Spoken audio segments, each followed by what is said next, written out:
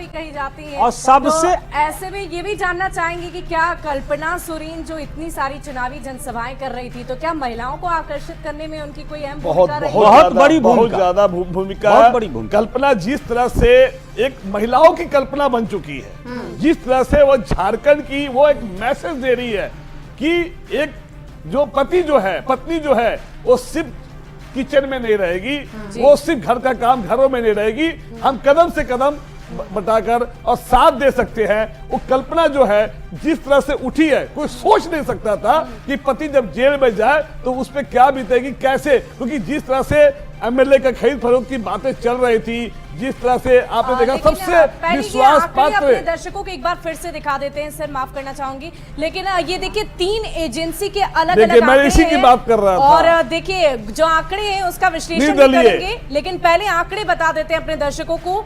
जो IANS matrix की जो आंकड़े हैं वो एनडीए की तरफ के रुझान में जा रहे हैं। 45 से 50 सीटें एनडीए को मिलती हुई नजर आ रही है। INDIA को 18 से 25, अदर्स को 0। लोक पोल ओपिनियन के आंकड़ों की बात करें तो 36 से 39 एनडीए के खाते में, और उतने ही 36 से 39 ही INDIA के खाते में भी, अदर्स को 3 से 4। और देखिए पोल्स ऑफ पोल्स क्या कह रहा है, वो आंकड़े भी हम आपको दिखा रहे हैं। 40 से 45, 27 से 32 INDIA के खाते में, 0 से 4 तक अदर्स के खाते में। तो देखिए हर एजेंसी के अलग अलग आंकड़े हैं, और जिसकी चर्चा अभी आप कर रहे थे निर्दलीय उम्मीदवारों की, उस पर हम एक बार फिर से चर्चा करेंगे।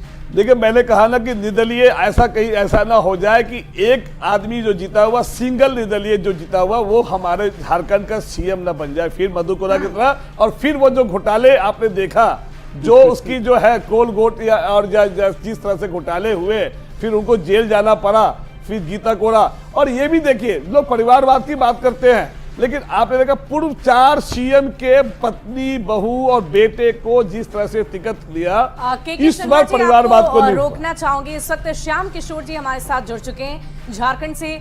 जो आंकड़े अलग अलग सामने आ रहे हैं अलग अलग एजेंसियों की तरफ से, वरिष्ठ पत्रकार हैं वो हमारे साथ हैं। श्याम जी ये बताइए कि सबसे पहले इन आंकड़ों का विश्लेषण आप कैसे करना चाहेंगे? इन आंकड़ों का विश्लेषण करने की मेरे ख्याल से बहुत ज़रूरत नहीं है, इसलिए कि इन पे कितना भरोसा किया जाए, कितना ज़मीनी आंकड़ा है। ये आंकड़े तो कुछ पोलिंग बूथ्स पे कुछ लोगों से लिए जाते हैं, लेकिन जो आपका लोक पोल का है वो मेरे ख्याल से लोक पोल का वो मुझको विश्वसनीय थोड़ा लग रहा है कि यहाँ पे लड़ाई जम के है, 50-50 की लड़ाई है। 50-50 की लड़ाई में भी बीजेपी जाहिर बात है कि पिछली बार 25 सीटों पे सिमट गई थी, तो इस बार वो अपर हैंड है, उसका ऊपर जाएगी, लेकिन किस हद तक ऊपर जाएगी ये कहना मुश्किल है। और दूसरी बात कि आज जिन 38 सीटों पे इलेक्शन हुआ है, वोटिंग हुई है, उन 38 सीटों में अभी तक क्लियर नहीं आया है कि पुरुषों ने कितना वोट किया, महिलाओं ने कितना वोट किया। महिलाओं का वोट ज़्यादा वैल्यू करेगा।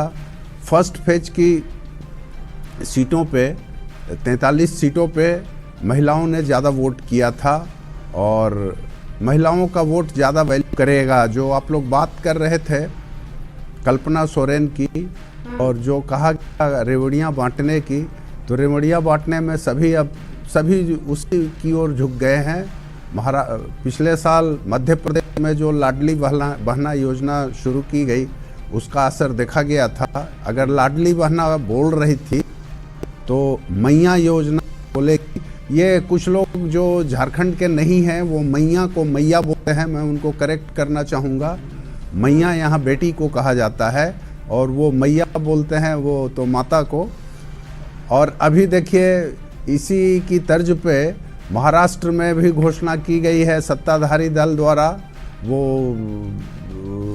क्या यही बेटी करके वहाँ भी योजना शुरू की करने का वायदा किया गया है। करूंगी हमारे साथ विनय जी भी जुड़े हुए हैं। विनय जी, अगर हम इन आंकड़ों को देखें तो आप किस तरीके से इसे देख पा रहे हैं? जो श्याम जी कह रहे हैं, क्या आप उससे इत्तेफाक रखते हैं? नहीं, श्याम जी कह रहे हैं वो बात सही है, पर आपने जब भी पिछले आंकड़े को देखेंगे तो उस आंकड़े से साफ पता चलता है कि जब पोलिंग परसेंटेज बढ़ी है तब तक एनडीए की सरकार आई है। ये पिछले भी जब भी गवर्नमेंट बनी वही स्थिति है। और इस चीज़ों को भी जानना होगा, समझना होगा कि आज हेमंत सोरेन की सरकार थी, उन्होंने रेवड़ियाँ बांटने का काम किया है तो ठीक है, बांटे हैं, पर उन्होंने कब बांटा? आप जब 5 साल पहले सरकार में आए, लोगों ने आपको जनमत दिया, आपने जिस वादा को करके सत्ता में आए, तो सत्ता में आने के बाद उस वादा को पूरा करना था। उन्होंने युवा विरोधी काम किया, युवाओं को बोले कि मैं जब आऊँगा तो हर साल 5 लाख रोजगार दूंगा, और नहीं दूंगा तो स्नातक को 5,000 बेरोजगारी भत्ता दूंगा, स्नातकोत्तर को 7,000 बेरोजगारी भत्ता दूंगा। उसके अलावा उन्होंने वादा किया कि अस्थायी कर्मचारी जो झारखंड में कार्य कर रहे हैं उनको हम स्थायी करने का काम करेंगे ऐसी। और उसके बाद आपने देखा होगा कि जितने भी झारखंड में परीक्षा की एजेंसियां थी, जैसे जेएसएससी है, जेपीएससी है, उसमें काफ़ी घोटाले हुए। कई ऐसे हुए कि जो 5-5 बार एग्जाम लिए गए और उसको कैंसिल किया गया। आज युवा किसी तरह पढ़ता है, संघर्ष करता है, एक फॉर्म भरने में ठीक है विनय जी, चलिए मैं आऊंगी, आपके दावे तो हैं ही, लेकिन हमारे साथ नेहा भी जुड़ी हुई हैं। भाभी जी झारखंड में भी थी, तो भाभी जी जब आप झारखंड में थी तो क्या माहौल आपने देखा, और जो एग्जिट पोल के आंकड़े हैं क्या कह रहे हैं?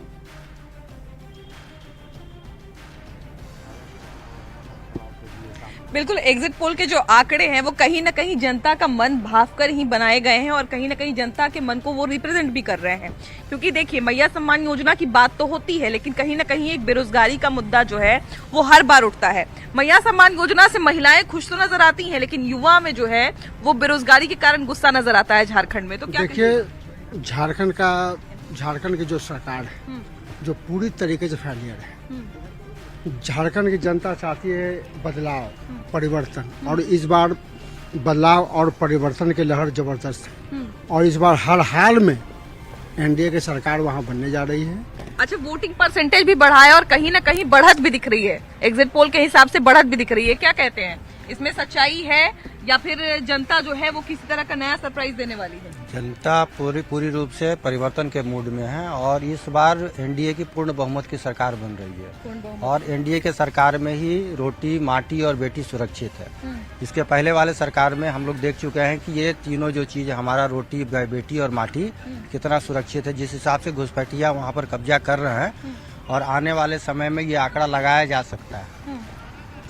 अच्छा, क्या कहते हैं, बेटी की बात इन्होंने कही है, रोटी और बेटी की बात कही है इन्होंने, माटी की बात कही है इन्होंने। बार बार जो है वो जेएमएम लोगों से कहती है कि अगर भाजपा की सरकार आई तो ये जंगल लूट लेंगे, जमीन को लूट लेंगे। लेकिन दूसरी तरफ से जो है वो भाजपा वाले भी इल्जाम लगाते हैं हेमंत सोरेन पर, उनकी पार्टी पर, कि ये लोग जो है वो भ्रष्टाचारी हैं। तमाम तरह के आरोप प्रत्यारोप के बीच में जो है इलेक्शन हुआ है ना।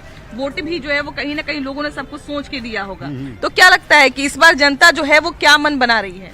जनता इस बार शिबू सोरेन के लड़का हेमंत सोरेन को ही मुख्यमंत्री बनाया। एग्जिट पोल के हिसाब से क्या लगता है? एग्जिट पोल तो शहरी क्षेत्र में होता है, गांव तो देहात में जाता नहीं है, इसलिए ये तो बीजेपी के ही बताएंगे, लेकिन सरकार हेमंत सोरेन के ही बने। अच्छा, ग्रामीण क्षेत्र तक, क्योंकि आदिवासी का पूरा इलाका कहा जाता है झारखंड, तो आदिवासियों को लेके क्या लगता है कि आदिवासियों के दिल में जगह बना पाई है जेएमएम, और कहीं ना कहीं उनके विकास की बात कही जाती है जो भी सरकार। हमारे साथ गेस्ट पैनल भी लगातार बने हुए हैं और उनसे भी हम चर्चा इस आंकड़ों पर कर रहे हैं। श्याम जी, आपके पास वापस लौटते हुए, हमने इस चुनाव में कई सारे वादे देखे, कई सारे दावे भी देखे, खास तौर पर महिला वोटर्स को लुभाने की कोशिश की गई।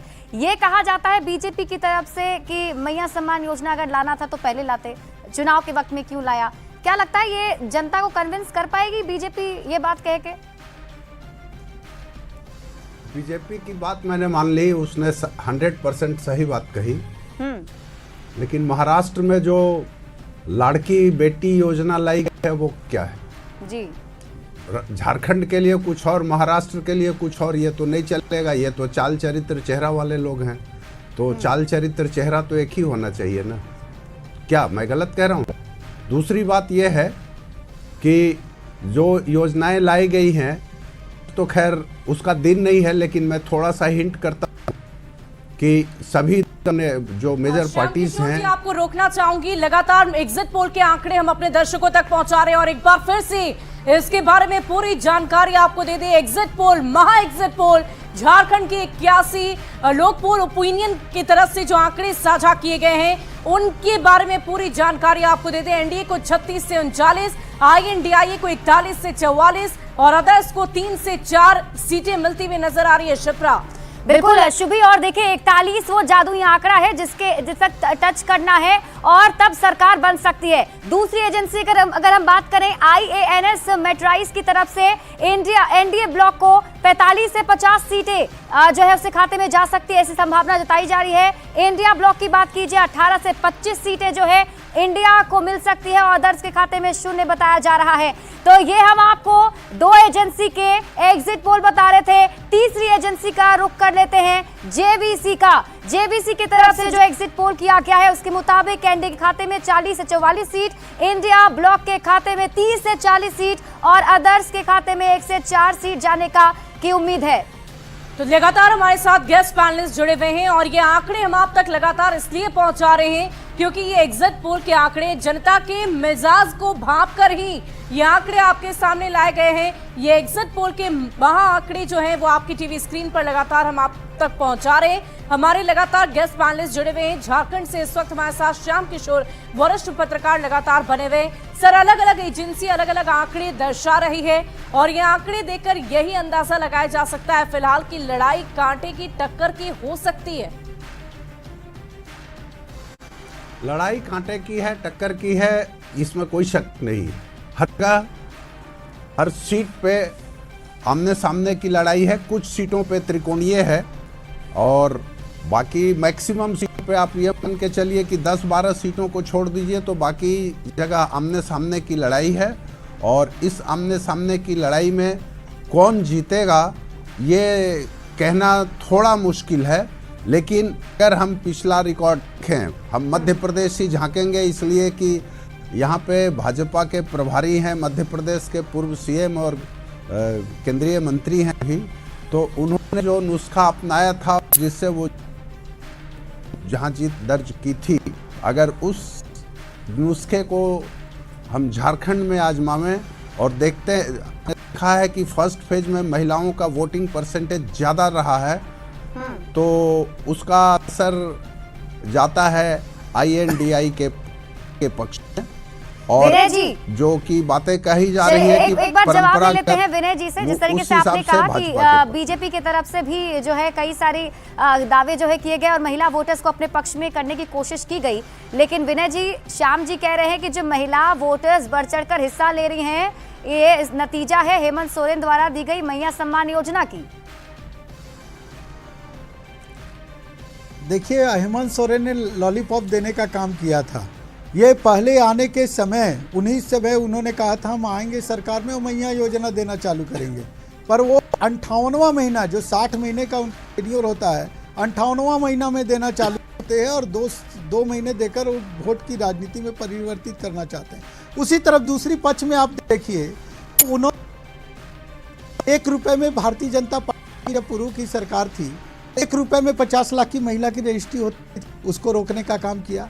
और कुछ दिन पहले ये आदिवासी महिला ही जो सबसे ज़्यादा ये सहायक पुलिस में थी उनको बर्बरता पूर्व यही मोराबादी मैदान रांची में पिटवाने का काम किया। तो ये महिला विरोधी, महिला के पक्ष में सरकार जा रही है, ये तो बोलना गलत है कि सरकार के पक्ष में महिला जा रही है। दूसरा मैं ये बताना चाहता हूँ कि अभी आप 2024 के इलेक्शन में देखेंगे तो 10.5 लाख युवा नए जुड़े हैं वोटर के रूप में।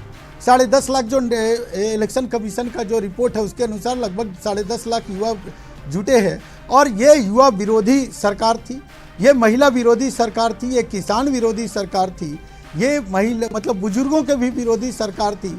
तो इन लोगों ने पूरी ताकत के साथ इस सरकार को उखाड़ फेंकने का संकल्प लेकर वोटिंग किया है, जिसका नतीजा आपने देखा है कि परसेंटेज ऑफ पोलिंग बहुत ज़्यादा बढ़ा है और इसका लाभ एनडीए को मिलने वाला है। और एग्जिट पोल भी सारे यही बता रहे हैं और ये 23 तारीख को दिखने वाला है कि एग्जिट पोल जो आप दिखा रहे हैं उससे भी पार होने वाला है जो भारतीय जनता पार्टी। चलिए, ये तो वक्त ही बताएगा। 23 नवंबर का इंतजार करना होगा कि एग्जिट पोल के जादुई आंकड़े जो हैं वो सही में एग्जैक्ट होते हैं या नहीं। और हमारे सहयोगी संतोष हमारे साथ बने हुए, संतोष का रुख करना चाहूंगी। संतोष, आपके साथ भी कुछ गेस्ट पैनलिस्ट जुड़े हुए हैं, जरा उनसे भी इन आंकड़ों का विश्लेषण पूछिए। वाकई जरूर पूछेंगे और दोनों ही जो मेरी